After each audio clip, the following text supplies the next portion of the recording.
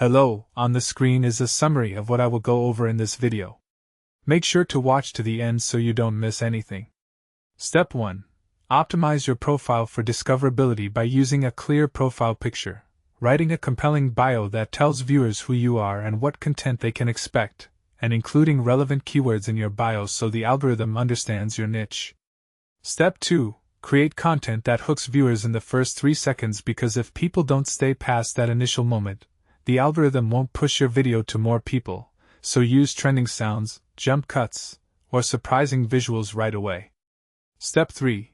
Post consistently and strategically by finding your optimal posting times when your audience is most active, posting at least 3 to 4 times per week, and studying your analytics to see which days and times get the most engagement. Step 4.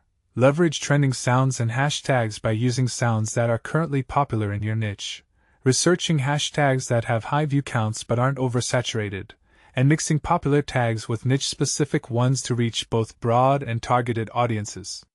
Step 5. Engage authentically with your community by responding to comments, creating duets and stitches with other creators, and asking questions that encourage people to comment, which boosts your video's engagement metrics and tells the algorithm your content is worth promoting.